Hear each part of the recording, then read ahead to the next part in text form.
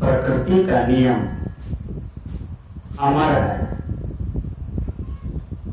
इसको कोई मार नहीं सकता है, इस नियम को कोई टाल नहीं सकता है। प्रकृति में जाड़ा आती है, ठंडी आती है, गर्मी आती है, वर्षा आती है। यह प्रकृति का शाश्वत नियम है, इसको भी कोई टाल नहीं सकता है। प्रकृति में जितने भी जीव जंतु आते हैं सभी एक दिन चले जाते हैं। जिसका जन्म होता है उसका मरण होता है, जिनका संयोग होता है उनका वियोग होता है, जिनका मिलन होता है उनका विछड़न होता है। यह प्रश्न मेरे सामने में बार बार आता है, गुरुजी शरीर से आत्मा निकल करके कहां जाता है?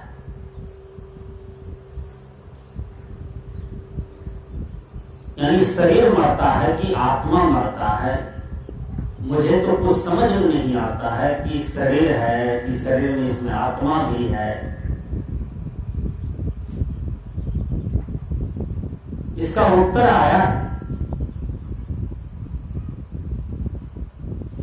जैसे कोई गाड़ी चलाते हैं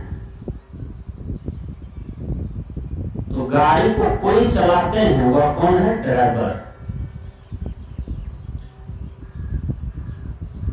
गाड़ी को चलाने के लिए ड्राइवर चाहिए। गाड़ी गाड़ी है, ड्राइवर ड्राइवर है।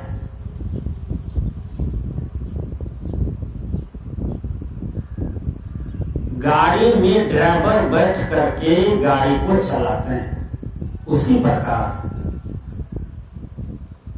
यह शरीर एक गाड़ी है, इसमें बैठा हुआ जो आत्मा है वह ड्राइवर है, जो यह शरीर का संचालन करते हैं।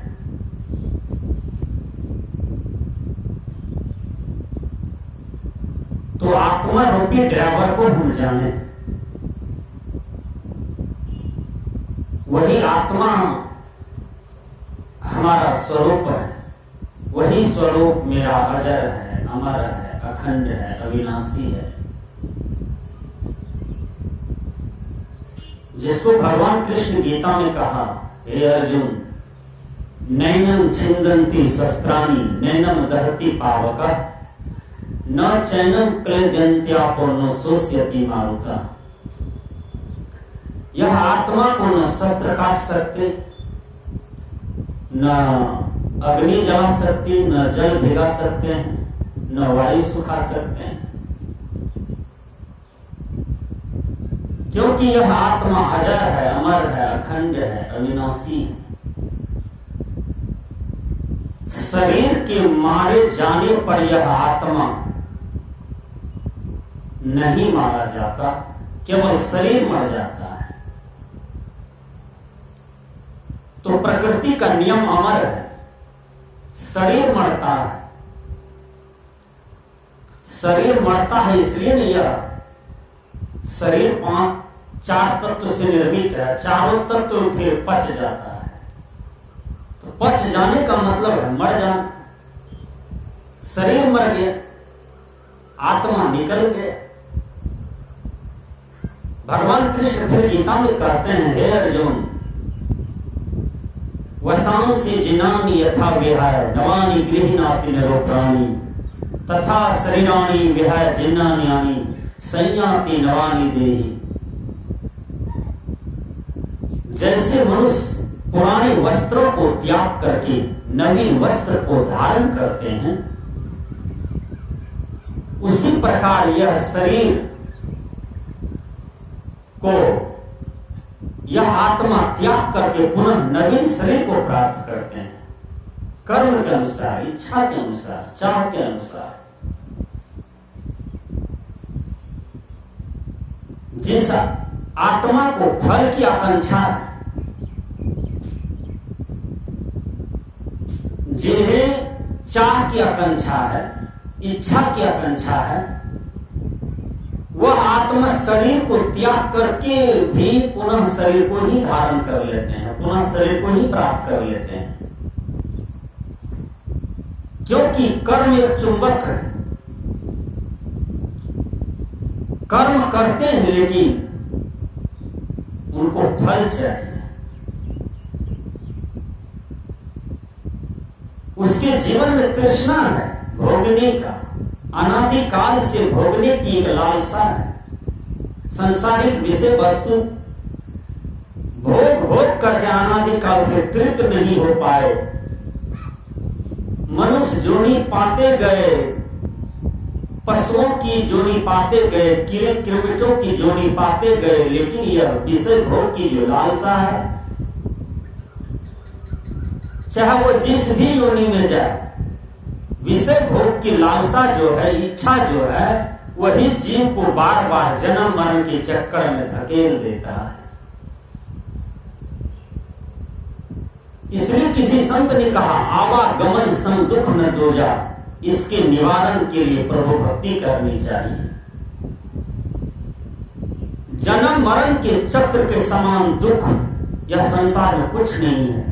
सबसे बड़ा दुख है जन्म मरण का चक्र, जो मनुष्य भक्ति के द्वारा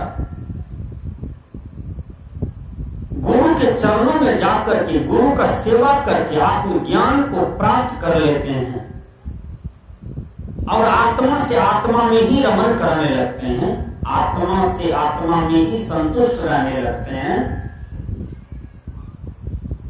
जो साधक अपने घट में मुड़ जाता है, अपने और यात्रा करने लगता है, वही साधक ये संसार के जन्म मरण के चक्र से बच जाते हैं। नहीं तो विषय सुख, विषय भोग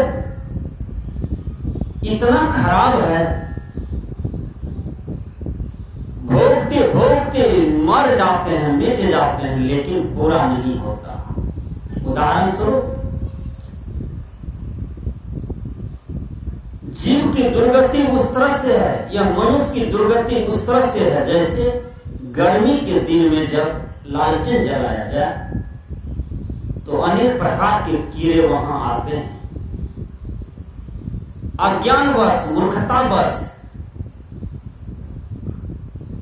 वह कीड़े के मन में लालसा है, वह कीड़े के मन में एक इच्छा है कि यहां मुझे सुख मिलेगा इस रोशनी के पास। इस सुख क्या मिलेगा, वहीं पर कूद कूद करके मर जाते हैं।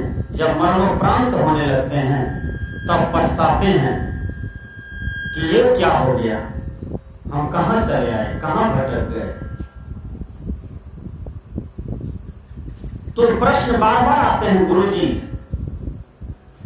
जब शरीर से आत्मा निकलता है तो आत्मा कहां जाता है। जाहि जाहि चिंतन करत जीव निस दिन, ताहि योनि करे पुनि वास आस्तजो। धर्मस्वरूप साहब जी कहते हैं, यह आत्मा जैसा जैसा चिंतन करता है, जैसा जैसा कर्म करता है, पुनः शरीर त्याग करने के बाद फिर यह शरीर में ही चला जाता है। यदि कर्म अच्छा है तो मनुष्य जोनी में जाता है, यदि कर्म अच्छा है तो मनुष्य जोनी में जाता है, यदि कर्म गलत है तो यह 84 लाख जोनी में जाकर के भटक जाता है। सदगुरु कबीर भी कहते हैं, 184 जीव जंतु में भटकी भटकी दुख पाओ, चेतक नहीं मुक्त नरबौरे मोर मोर को होला। हे नरबौरे, तुम चेतते नहीं हो, बार बार मरते हो, जन्मते हो, जन्मते हो, मरते हो। यह दुसह दुख से छुट्टी तो लो। मनुष्य तन क्यों मिला? मनुष्य तन मिला मुक्ति के लिए, मुक्त हो जाने के लिए। अपने शांत स्वरूप को पहचान करके शांत स्वरूप में लीन हो जाने के लिए, अपने सुख स्वरूप को पहचान करके वह सुख स्वरूप में लीन हो जाने के लिए। तो शरीर से जब आत्मा निकल जाता है तो आत्मा कहां जाता है? कुछ लोगों के दिमाग में कुछ भ्रामिक लोग यहां तक पढ़ा दिए हैं, वो तो भगवान के घर चला जाता है, वहां स्वर्ग मिलता है, वहां नरक मिलता है। किसी ने भगवान का घर देखा है क्या? यह कल्पना है। भगवान का कहीं घर नहीं होता है, न आकाश में, न पाताल में, न सूर्य में, न तारे में, न चंद्रमा में, न पहाड़ में, न पत्थर में। भगवान का घर तो यही शरीर है। संस्कृत के विद्वान ने कहा, वेद के ऋषि ने कहा, शरीर शिवालय प्रोक्ता। शरीर शिवालय है और इसमें बैठा हुआ आत्मा जो है वह शिव है। यह शिव कर्म के अनुसार शरीर को धारण करते हैं और कर्म के अनुसार शरीर को छोड़ देते हैं। जब शरीर छूट जाता है तो इसी को मृत्यु कहा जाता है, इसी को मौत कहा जाता है, इसी को डेथ कहा जाता है। कोई बच्चे में मर जाता है, कोई मां के पेट में मर जाता है, कोई जवानी में मर जाता है, कोई बुढ़ापा में मरता है, कोई बहुत बूढ़ा होकर के मरते हैं। तो जीव का अपना अपना कर्म है, कर्म के अनुसार उनका त्याग होता है। हम किसी को मर्डर कर देते हैं तो याद रखें, हमको भी वही आदमी कोई न कोई जन्म में मर्डर कर देगा। ये बदला है। सदगुरु कबीर कहते हैं, जस रेच किया हूं तस पाए हूं, हो रमैया राम, हमरे दोष का देहु हो रमैया राम। ऐ मेरे दुनिया के लोग, मत किसी जीव को मारो। मनुष्य तो मनुष्य को मारते हैं, और हे मनुष्य तुम सोचो, आज तुम दूसरे मनुष्य को मारते हो, एक दिन वही मनुष्य तुमको भी मारेगा। इस जन्म में मारेंगे, यदि इस जन्म में नहीं मारेंगे तो फिर अगले जन्म में तुमसे बदला ले लेगा, वह तुमको मार बैठेगा, वहां तुम पछताओगे। यह सब कर्मदंड है। तुम जिस भी जीव जंतु को जान करके वध करते हो, जान करके हत्या करते हो, चाहे वो बकरी हो, मुर्गी हो, कबूतर हो, चाहे जो भी जीव हो, जिनका तुम वध करते हो वो तुमसे बदला लेंगे, क्योंकि यह भी प्रकृति का नियम है। इसलिए बदला कहीं नहीं जाता। इसलिए कर्म को संभल संभल करके करना चाहिए। तो प्रश्न करते हैं गुरु जी कि शरीर से जब आत्मा निकल जाता है तो यह कहां जाता है? स्पष्ट उत्तर है, शरीर से जब आत्मा निकल जाता है तो यह आत्मा कर्म के अनुसार पुनः फिर शरीर में ही चला जाता है। यदि कर्म के प्रति इच्छा है, चाहना है, सांसारिक सुख भोग के प्रति चाहना है, तो फिर यह 84 लाख योनि में चले जाएंगे। पुनः गुरु की कृपा होगा, पुनः अपने कर्म की कृपा होगा, तब यह मनुष्य शरीर को धारण करेंगे। यदि सही गुरु को अपने जीवन में करेंगे, सही व्यवहार आचरण साधना करेंगे, तब यह आत्मा मुक्त हो जाता है। फिर मुक्त आत्मा का कोई जन्म मरण नहीं होता। इसलिए जब शरीर से आत्मा निकल जाता है तो यह आत्मा भगवान के घर में, कोई भगवान के घर में पुनः अपना कर्म क्षेत्र में चक्कर काटते रहता है। इसलिए जन्म मरण के चक्र से बचना चाहिए। चाह मिटी चिंता गई, मनवा बेपरवाह, जाको कछु न चाहिए, सोई सान पतीसा। तो शरीर मरता है, आत्मा नहीं मरते हैं, आत्मा नहीं मरती है, शरीर मर जाते हैं। इसलिए इसमें कोई डर नहीं। शरीर 5 तत्व से निर्मित है, फिर पांचों में चला गया। आत्मा अजर है, अमर है। यदि मुक्त होना चाहते हैं तो मुक्ति वाला काम करें, विषय से छूट जाए तो आपका जन्म मरण का चक्र छूट जाएंगे। विषय भोग की लालसा मिटा दे, आपका जन्म मरण का चक्र छूट जाएंगे,